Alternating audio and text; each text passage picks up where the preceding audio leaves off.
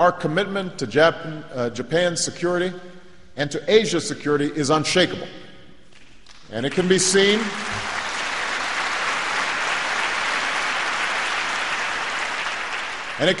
in our deployments throughout the region, above all through our young men and women in uniform, of whom I am so proud. Now, we look to emerging nations that are poised as well to play a larger role, both in the Asia-Pacific region and the wider world. Places like Indonesia and Malaysia that have adopted democracy, developed their economies, and tapped the great potential of their own people. We look to rising powers with the view that in the 21st century, the national security and economic growth of one country need not come at the expense of another. I know there are many who question how the United States perceives China's emergence.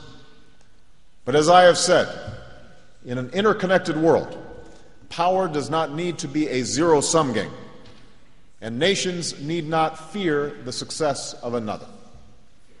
Cultivating spheres of cooperation, not competing spheres of influence, will lead to progress in the Asia-Pacific.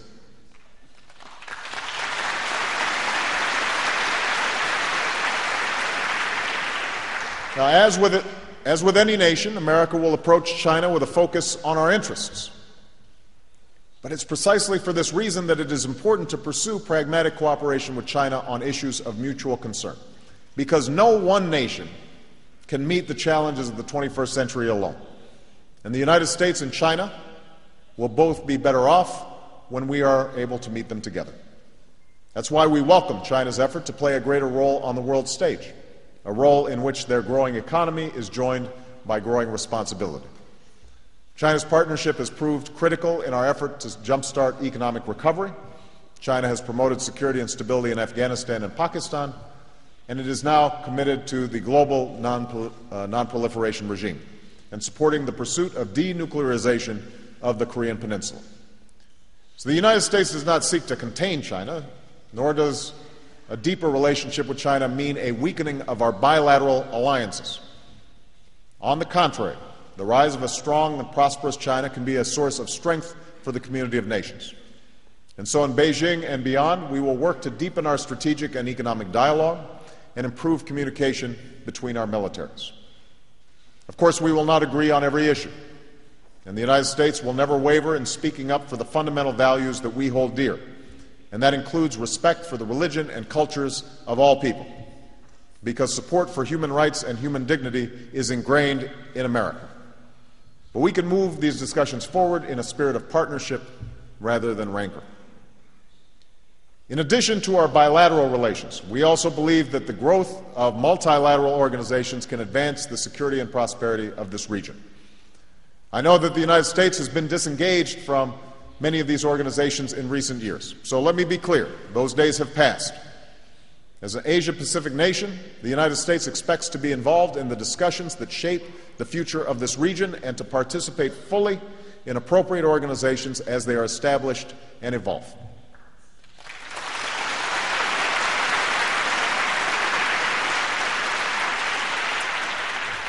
That is the work that I will begin on this trip.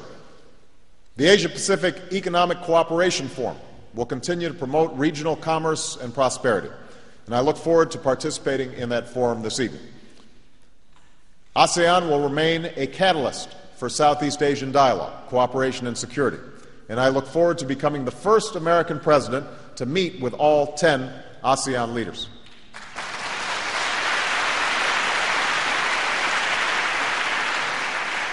And the United States looks forward to engaging with the East Asia Summit more formally as it plays a role in addressing the challenges of our time. We seek this deeper and broader engagement because we know our collective future depends on it. And I'd like to speak for a bit about what that future might look like and what we must do to advance our prosperity, our security, and our universal values and aspirations. First, we must strengthen our economic recovery and pursue growth that is both balanced and sustained. The quick, unprecedented, and coordinated action taken by Asia-Pacific nations and others has averted economic catastrophe and helped us to begin to emerge from the worst recession in generations. And we have taken the historic step of reforming our international economic architecture so that the G20 is now the premier forum for international economic cooperation. Now, this shift to the G20, along with the greater voice that is being given to Asian nations in international financial institutions, clearly demonstrates the broader, more inclusive engagement that America seeks in the 21st century. And as a key member of the G8, Japan has and will continue to play a leading and vital role in shaping the future of the international financial architecture.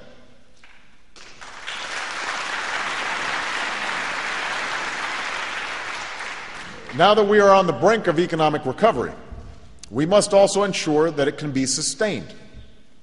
We simply cannot return to the same cycles of boom and bust that led to a global recession.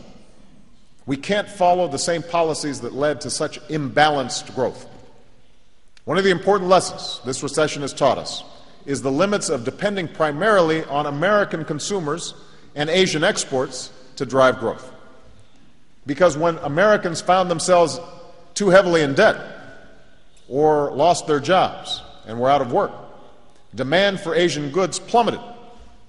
When demand fell sharply, exports from this region fell sharply. Since the economies of this region are so dependent on exports, they stopped growing, and the global recession only deepened. So we have now reached one of those rare inflection points in history where we have the opportunity to take a different path. And that must begin with the G20 pledge that we made in Pittsburgh to pursue a new strategy for balanced economic growth. I'll be saying more about this in Singapore, but in the United States, this new strategy will mean that we save more and spend less, reform our financial systems, reduce our long-term deficit and borrowing.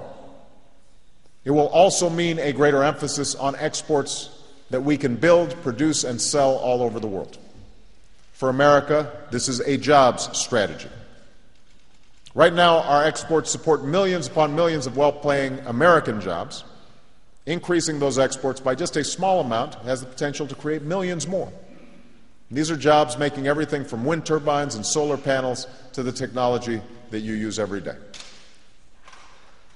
For Asia, striking this better balance will provide an opportunity for workers and consumers to enjoy higher standards of living that their remarkable increases in productivity have made possible. It will allow for greater investments in housing and infrastructure and the service sector. And a more balanced global economy will lead to prosperity that reaches further and deeper. For decades, the United States has had one of the most open markets in the world, and that openness has helped to fuel the success of so many countries in this region and others over the last century. In this new era, opening other markets around the globe will be critical not just to America's prosperity, but to the world's as well. Now, an integral part of this new strategy is working towards an ambitious and balanced Doha agreement. Not any agreement, but an agreement that will open up markets and increase exports around the world. We are ready to work with our Asian partners to see if we can achieve that objective in a timely fashion, and we invite our regional trading partners to join us at the table. We also believe that continued integration of the economies of this region will benefit workers, consumers, and businesses in all our nations. Together with our South Korean friends, we will work through the issues necessary to move forward on a trade agreement with them. The United States will also be engaging with the Trans-Pacific Partnership countries with the goal of shaping a regional agreement that will have broad-based membership and the high standards worthy of a 21st century trade agreement. Working in partnership, this is how we can sustain this recovery and advance our common prosperity. But it's not enough to pursue growth that is balanced. We also need growth that is sustainable for our planet and the future generations that will live here. Already, the United States has taken more steps to combat climate change in 10 months than we have in our recent history by embracing the latest science,